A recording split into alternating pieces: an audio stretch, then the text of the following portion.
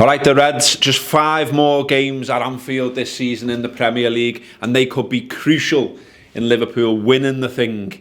So we wanted to do a special podcast about the atmosphere at Anfield, about the influence of fans, the influence of supporters, both at the match, away from the match, on social media, and the general vibe that we create around the club. How much does that affect the players?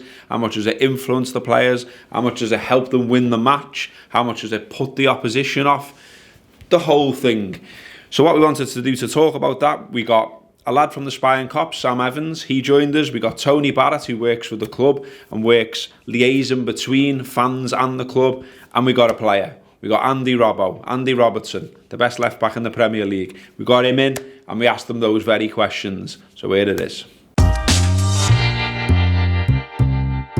Okay, it's an Anfield Wrap special. We're going to be discussing the culture of support around Liverpool FC. I've decided that's what it's called. I'm Gareth Roberts, I'm hosting. We've got Sam Evans here from the Spion Kop 1906 group. We've got Tony Barrett here, who says he doesn't need an introduction. You just all know who he is. Scouse gods, apparently. And then we've got Andy Robertson, who defo doesn't need any introduction here. You all know who he is. That's the assist king at Liverpool FC currently.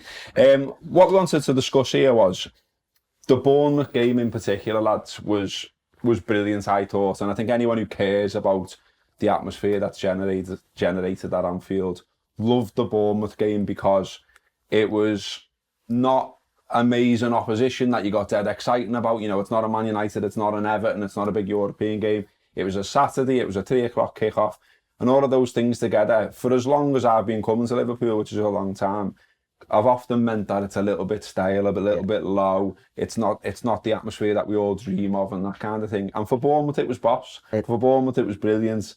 And I just want to sort of go around the table and get everyone's thoughts on it, really, because it felt like your boys, the Spion Kop boys, put out a bit of an appeal on social media. That seemed to work. We talked about it on the Anfield Wrap. The manager talks about it all the time. The players talk about it, including Andy. And it felt like we all come together and went, right, okay, we're making Bournemouth boss. And it was great, wasn't it? It was. I don't, like you were saying, no one was expecting it because it was Saturday 3 o'clock. That we sort of came out on social media and said we want everyone in the ground this early. And we got one of the old flags out which said unity is strength, and it was marked within the players and everyone's seen that. And I thought that symbolised what we're all standing for at this moment. Everyone needs to be together to, you know, get them over the line eventually. And Andy, you know, you spoke before about the atmosphere, about, you know, how the players do hear it. You spoke about how good it was to have your song sang and that kind of thing. We've seen you as well, obviously famously now, chasing down the ball against City, and it seemed like as the crowd went higher, you went faster, and it just kept on, you know, that thing where it's chicken and egg, one supports the other and vice versa. What was the conversation amongst the players about that Bournemouth atmosphere, with it being Saturday, 3 o'clock and that kind of thing? I think after the game, I think all the lads knew it made a big difference, even from when we were going out to warm up. I mean, there was probably a lot more fans in, you know, on the ground than usual. And like you said, it's easy. It's not easy because obviously it's a special atmosphere regardless. But when we play against Man United or when we play against Everton and it's the Champions League, then of course it's a bit easier to, you know, create a special atmosphere and get up. But it's probably the games at, you know, Saturday at 3 o'clock where we maybe need it the most, when people maybe don't think. And, you know, I think we all pulled together in that game. And look, we've only got 9 games left and half of them will be at home. So, you know, if we can create an atmosphere that make even a small difference to the lads, then it will stand us in good stead. Of course, it's up to us to respond to that, which I think we've done brilliantly against Bournemouth. It might not always be the case in games for one reason or another, but I think we responded well to it and it made a difference in that game. And, you know, to be fair, I thought the Watford game was really good as well. The early goal obviously helped, but look, we've only got 4 or 5 home games left, and it's, if we can even get a slight advantage, which, you know, playing at home we should, then, you know, why not try it? And Tony, you're like me in that, you know, you've been coming here a long time, and you will have seen different atmospheres for different moments, different managers. We've seen at times like it's turned a little bit toxic at different times as well. We won't go into that bit.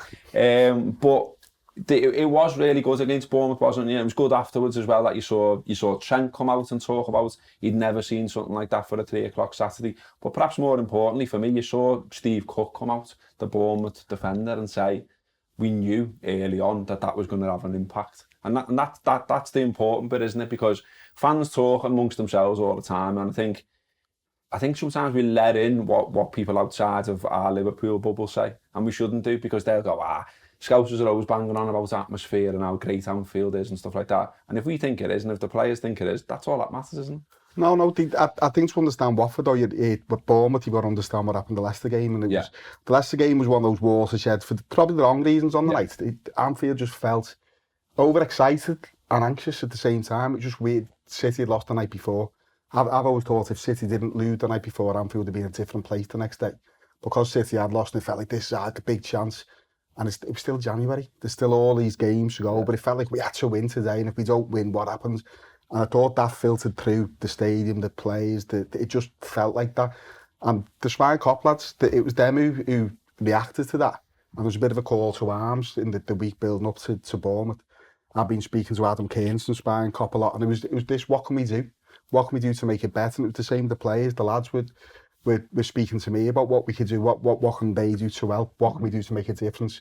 A lot of talk about the music that was played before the game, some of the choices you couldn't have put on in any football ground in the world. But I think we had some of Robbo's choices before the game against Bournemouth. And it helped, it worked. You look around the ground and people enjoy what was going on. People felt relaxed. And that relaxed atmosphere, that feeling of confidence, that then seeped through. The players then feel it's a place where they can perform. The players start perform, then the crowd reacts again. So it is that thing that you go on about that synthesis between players and supporters. And when we've got that, I don't think there's any other club. There's obviously is, but I'm terribly biased. But in this country, there's not many clubs where supporters and players can bring the best out of each other like that. And we won European Cups with bang average teams, and one of the reasons is because the atmosphere the sport's created. So the more we can do that, the better the chances become. And it is that, don't listen to the negativity. That's people see. I think people setting traps for Liverpool. I think they want to see us fall for tricks. I think they want to talk about the pressure that's on the players, about the crowd putting pressure on the players. The reality is, of the teams that are in the top 5 or 6, there's only Liverpool where the crowd are having a positive impact on the team regularly. It's not happening with other clubs. So it's in their interest to try and undermine that relationship. So we just got to stick to what we do. And Watford and Bournemouth especially, that was the best of Liverpool on and off the pitch. And, you know, Sam, what the Spion Kop lads do, I mean, for anyone who's listening and who doesn't know what it's all about, really, you know, you're making the flags, you're making the banners, you're also putting out the calls to arms now as well, like Tony talked about. But also you're giving up, you're all giving up a lot of your own time to do all this. Yeah. And I think what's been good for me, sort of looking in from the outside, is that, you know, the likes of Tony, I'm sure he won't want to big himself up on this, but, you know, the likes of Tony and other people at the club have helped you quite a lot more than perhaps previously in the past. So, you know, for instance, now, you know, you've always needed somewhere, haven't you, to actually make the banners, make the flags, and at times you've been able to use the stadium and stuff when there's no one here at night and things like that. Yeah, Tony's helped us, like, with the Champions League campaign last year, we were allowed to go in and paint 2 weeks before in the concourse in the Kop, actually, and that made a difference, obviously, because everyone knows what happened last season, so yeah. And Andy, you know, you've come from, everyone knows what your background is, everyone knows where you've come from, and, you know, your story's been told over and over again about sort of where you were and where you are now. But you always seem, to me and to a lot of Liverpool fans that I talk to be someone who gets it, who understands the culture, who is enjoying themselves in Liverpool as well. I mean, what do you make of it? I mean, you know, Tony said that we're obviously biased. You've come in as an outsider, at least initially, but you've been taken under the Scouse wing, if you like. But what do you make of the culture, the fan culture at Liverpool in comparison to maybe elsewhere? Yeah, the thing is, it's first class, and I think what Tony's saying is, you know, in the top 6, I don't think there's, you know, any, team. I think, you know, probably won't like hearing this, but, you know, credit to the United fans last week. Obviously everything's going good at their club just now, and they created a good atmosphere. That's what happens when, you know, fans get behind their manager and a team, but we have that, you know, more regular. There's against, you know, Liverpool, which is a big game and all that, but, you know, we can create it against, you know, games like Bournemouth, and, you know, no disrespect to Bournemouth, but like you said, you know, they're a, you know, middle of the table team, and, you know, we probably expected to win the game. And, you know, like you said, with my past, I've played with Hull. You know, I've came to these grounds where it's been flat. I've been to Old Trafford and held them to a draw where it's been flat. We've gave Liverpool a game and things like that. And it's, you know, maybe people show up and think, you know, that's it, we're winning. And like Tony said about the Leicester game, you know, obviously, look, the players didn't perform to what we could have done, but, you know, from the very start, I felt it was very, you know, tense. And if you look at Leicester's previous results, they'd beat Man City, they'd beat Chelsea. You know, they're no mugs. They're a fantastic team, and they caused us problems. And yeah, we drew, it's not the end of the world. But like Tony said, I think if Man City hadn't get beaten the game, you know, the night before, it might have been a different story. But like, that's ifs, buts, and maybes. But we should have performed better to start. But, you know, from Leicester to then the Watford to the Bournemouth game, it was night and day in my opinion. The other thing I wanted to get you on as well is, you know, we'll talk all the time as fans about songs, about banners, about flags, what makes up all of those things, what should be on a banner, what should be on a flag, what should the song be, what works, what doesn't, what fits in with our culture, what doesn't. But as someone who's actually out there and playing, and at fullback as well, where, you know, you're pretty close to the crowd, so I'm guessing you can hear what's said at times. It's not just about songs, is it? It's about the vibe in the ground. So it's about, you know, you can support without it just being about songs. So you can be positive in what you're saying towards players. You can certainly be negative towards them as well. And I'm sure, as I say, you've heard that. What difference does that make to you? I mean, I know a lot of players seem a little bit reluctant to me to talk about these things, because it seems to be a little bit of a stock answer around, well, we just block it out and we're professionals and we get on with it. But you must hear it, and you must sense a vibe in a stadium. Of course, I think, like you said, I think fullbacks hear it a lot more. You know, when I take throw-ins and stuff, I'm right next to the fans and stuff like that. And to be fair to them at Anfield, it's, you know, very positive. It's, you know, come on, or and things like that. And it's you know, very rarely negative, I would say. But you know, I think for that Bournemouth game, even when we came out to warm up, we felt as if it was, you know, a bit of a party atmosphere, and everyone was enjoying themselves being at the ground. And, you know, that's what you want. I think, if, you know, I've been a fan, I've, you know, supported Celtic when I had season ticket for 16 years, and when I went to games, I wanted to enjoy it. I didn't want to, you know, sit and, you know, be tense every time, you know, the other team crossed the halfway line. You want to just go and enjoy watching your team, and, you know, enjoy the chase, enjoy us trying to go for a Premier League. You know, you've been a supporter a lot longer than I've been a player, obviously, but a lot longer. Yeah, exactly, a lot longer. But you know, we've not had a Premier League in 29 years, and if we fail, you know, at the end of the season, then as long as we've gave 100%, and we know we've left absolutely everything out in that park, then of course we'll have regrets. That's natural, but at least then we can go, do you know what, we've gave it our all, and we're up against a world-class team here. You know, Man City have got no worse from last season. We've just got better, and we've closed the gap. And, you know, with us being a point behind them, you know, it changes it. This time last season, how far in front were they? 15 points or something? They were probably already thinking about their holidays at this stage. They know they're in for a fight, but we need to match that, and we need to keep going. And we won't be, you know, if we do end up finishing second or whatever, then we won't be the first team to come close and not succeed. So that's not the pressure that's on us. The pressure is our own pressure, that, you know, we know we're a good team. We know we hopefully will be in this position again because we're young enough, but you never know, and we want to try and, you know, take this opportunity and grasp it. But, you know, like I said, as long as we give 100% in every game and we have no regrets, then and leave everything out in the park, then at least at the end of the season we can look back in disappointment, but one that, you know, we'll take a lot of positives from this season and try and go into the next. There's a message in there, isn't it, Tony, for everyone really involved in Liverpool here, and so the people who work for the club, but the people who support the club as well. Like, we may as well all give this our all. You know, there are these 5 home games left. If it gives them an extra 1% by getting right behind them, by making the ground raucous, by giving the opposition loads, by appealing for every decision, you know, then we may as well go for it, mightn't we? Because you don't want to be coming out of the ground as a fan and seeing what Virgil van Dijk said and saying, you know, I could sense tension in the stands. I think the lads could a little bit. You don't want to hear that from the players you support, do you? You want to be coming out saying, whatever the result, if the players are all, you know, doing media interviews saying the fans were absolutely brilliant today, then, well, we can all feel like we've done our bit to go as far as we can go with it. No, that's spot on.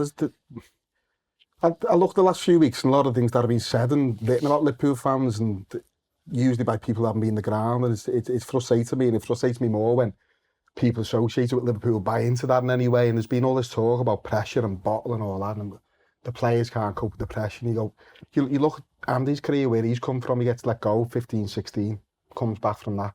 He goes to Premier League, plays for Hull, they get relegated, he moves to Liverpool, can't get a game, comes in the side, wins his place, played Roma away, he boots a Roma player on the running track at the Stadio Olimpico. Fantastic moments. But these aren't moments which show that someone's struggling with pressure or lacks bottle. You can go through the Liverpool team from back to front, big characters. You go around the crowd, go and tell those lads they lack bottle or they can't cope with pressure. There's a lot of this stuff, and it just becomes, it's a narrative that gets established, and it's a narrative that's designed to undermine what the lads are trying to achieve on the pitch. There's no trick in boxing where a boxing trainer would let it be known to a journalist that the other fighter he's having a few problems with his trainer. There's a little bit of tension there. It gets in the papers. Then the next press conference, the first question that gets asked, how's your relationship with the trainer? And it's all designed to undermine, and that's how I see this stuff. You know where it's coming from. It's very obvious where it's coming from, and you can see it a mile off. And you just can't let it affect you. So you go on the ground and you support Liverpool. That's all you ever do. Don't worry about what everyone else is saying. Just support Liverpool and see where it takes us. There's no guarantees in any of this. The only guarantee that I've got, and I can say this because I'm fortunate enough to work for the club, is I see these lads, their commitment day in, day out in different ways. We've got a group of lads here who've given everything to finish as high as they possibly can. So in return, all we can do is give them the kind of backing that they deserve for that kind of commitment. And that will take us a long way. Whether it takes us all the way, we'll find out, but it won't be for lack of trying, and it won't be because of pressure, and it won't be because of lack of bottle. Just wanted to get you again, Sam, on the sort of support side of things. For me, it seemed not long ago that we were looking at clubs like Borussia Dortmund, for instance. You know, like they always seemed to have like a fantastic relationship with fans and were really helpful, even down to like with logistics of things. So, you know, I remember doing an interview with the fan liaison officer in Dortmund, and him saying, you know, he's called in, by the way. He's what? He's called in. Yeah, he's called in. He's the one. But he was like, you know, we'll send like a van out to like pick flags up and things like that to take them to games and stuff like that. Now it's happening more and more. Maybe not the van thing, but it's happening more and more that the club are trying to help the fans with the showing of support, aren't they? They're helping Spion Kop. They're helping people that want to get flags onto the Kop and stuff like that. And, you know, there are barriers to jump over, and that's probably not to everyone's liking, but it is what it is. And what I'm saying is it seems like there's a better relationship there now. It seems like we're all a bit more, it sounds cheesy, but we're all a little bit more as one than maybe it once was. Definitely, we're all on the same page. I think it's like we were saying before with Tony, he'll get in contact with us and we can go and paint. Or like we were speaking about before, getting the flags over to Bayern and things like that. And the relationship is a lot more stable than it was, should I say, yeah. And twisting all this on its head as well, Andy, just to say, you know, you said before about being in other sides and you've gone to big grounds and stuff like that. Have you ever gone anywhere and a similar situation to maybe Steve Cook there, where you sort of maybe looked around and just sensed that the fans are all on the side of the opposition, that they want it, that there's that feverish thing that you sometimes get at Anfield, and you've just thought, has it affected you the other way, is what I'm trying to say? We had a Hull, we had to beat Crystal Palace, or we had to at least avoid defeat to give us a chance the last game of the season, and we were about 2-0 down after 5 minutes, I think, and that's what relegated us. But that day, that, you know, I think we've all been to Palace, they create a very good atmosphere in my opinion, and their fans got behind them like so well, and you know, it gave them a lift. Whether, you know, it affected us, maybe not so much, but it gave them a lift. And you know, on that day they ended up beating us 4 or 5-0, I think it was, and then after it, all the kids and all the families and stuff were on the park, and they were all walking around and they were partying. We'd get changed and on the bus, and all the fans were still in the stadium, and the whole day, because it knew that cemented their place in the Premier League, and that's how big it was for them. And you know, that's one I remember, you know, clearly from my time at Hull, and you know, that made a massive difference for them that day. And you know, I'm not saying, but like Tony said about pressure and bottle and all that, relegation, that's pressure, because I've said it in interviews before, people lose their job, players lose half their wages, managers get sacked more often than not. That's not what this is for. That we're going for a title, we're going for trophies. Like, it's something that we should enjoy. It shouldn't something that we feared. And you know, maybe it feels like that, you know, like you said, outside pressure and things like that, you know, people are trying to get to it, but everyone should enjoy it. You know, not many people would have been there 29 years ago. You know, obviously we've got a lot of old fans that are, you know, great, and they would remember the glory days, but, you know, a lot of them are, you know, the ages of, you know, like yourself, that's, you know, you haven't seen Liverpool win a league, so why not try and enjoy it? This is no different to the times where we've came close. It's, you know how hard it is to win a Premier League, and we've got 9 games and we've put ourselves in a great position. Some people that are talking about it, you know, they would pay a lot of money for their team to be in the exact same position as us. But we're 1 point behind City. We've got 9 games left, and let's see where it takes us. We know we'll fight for everything, and you know, if we fall short, we fall short. But it won't be from a lack of trying. And I think as long as everyone, like you said, fans included, can sit back at the end of the season, of course they'll be disappointed, but they look back and say, do you know what, we gave everything, we tried everything, and we go into next season and you're like, you know, it's a young squad. We'll gain from this experience, win or lose. And if it's, you know, if it is the latter one, then we move on to next season a better team for it. I mean, in this conversation, there's a few things touching on sort of how mainstream media are doing things and stuff like that. I'm more interested in what, you know, we do, what Liverpool fans do, and how aware you are of that. Because one of the things we talk about when we're doing the Anfield Wrap is surely the vibe that supporters generally bring to the club. So if they're positive about it, if they look at it in the context of how you have just there, where you're saying, you know, you're challenging this side, you know, there's 9 games to go and there's every chance Liverpool win the league. We all would have taken that, you know, and just because, you know, there's been a draw here and there and it's not how we want it, there's still plenty to fight for, there's still plenty to play for, there's still plenty to support. Are you aware how supporters are reacting at times to results? Are you aware even what the mainstream media are saying as well? Look, all players are on social media, all players, you know, walk out the ground and stuff. So, look, it's, you know, it's very hard not to get away from it, whether we draw. And, you know, fans are prone to overreactions. Of course they are, you know, they just say how they feel in that moment and things like that. But that's part and parcel of being a footballer. Look, we're tough-skinned, we know how to deal with that. But, you know, when it comes from your own fans, it's maybe a wee bit harder. And, you know, I can see some people talking about, you know, a draw at Old Trafford. Like, that's not a bad result. We drew 0-0. Yes, could we have been better? 100%. But, you know, a draw at Old Trafford's never a bad result, in my opinion. And Goodison, Everton, you know, the way they played, the way their fans reacted to our situation, you know, they created a good atmosphere. Fair play to them, but it was because of our situation. It's not because of theirs. And to get a draw, we could have won it. We had 3 or 4 massive chances that on another day we put away, but we didn't. That's football. But these things happen, and look, we know how the fans react. But if they can react positively, of course it is. But you know, we would, if you'd gave us at the start of the season, would we have took a point behind Man City with 9 games to go after how far we finished behind them last season? Would you have took it? Yeah, you would have. It's hard because what's happened in the season, we were leading, we were 4 points clear, 5 points clear, whatever, but it was too early. It was in December, January. You don't win a league then, you know, and that's too early. Now we're at the bit where it matters. We're at the, you know, the 9 games left, we're in single figures and we're a point behind. So we give ourselves a hell of a chance. And, you know, if City slip up, then we need to be in a position to take advantage of that, because that's what they've done so well, was, to be fair to them, as soon as we've dropped a point, they've picked up 3 points and they've closed the gap every time. And that's what they've been good at. But if they drop any more points, then that's where we need to be in a position to take. If they don't, then you have to hold your hands up and go, do you know what, they deserved it. Because if they go the next 9 games unbeaten, then, you know, it's an incredible run-in they've had from the last 16, 17 games, I think. And it's 98 points. Yeah, and it's 98 points. You know, if both of us win every game, which I think is unlikely, but then it finishes 97 points, whoever finishes second, which would be the highest ever. And, you know, it's probably going to go like that. It's going to be close, but, you know, all we can do is get the maximum points that we can get. And if we can get that, then I'm sure it will put us in a good position. You have to be a bit careful with the negativity as well, because it's sometimes totally different inside the ground to outside the ground. I was in the way in Old Trafford, and it was defiance at the end of the game. It was Liverpool top of the league. When I come out, I had no Wi-Fi at Old Trafford, as most people don't. When I come out and looked on social media, it was like the world had ended. We'd 3-0. Like, the difference between the feel of those in the ground, those who were in the ground, was massive. But then the other side of that is, 15 years ago, me and you might have went the match, gone out the alehouse and moaned the pub down, because Liverpool had drew at home against whoever, and you moan, and this player and that player, and you have your moan.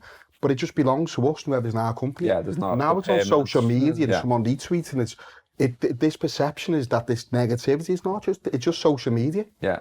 And it is a totally different feeling often when you're at the game, and that's been blown up a little bit. But I also think as well, you've got to allow supporters, just as players, the chance to vent.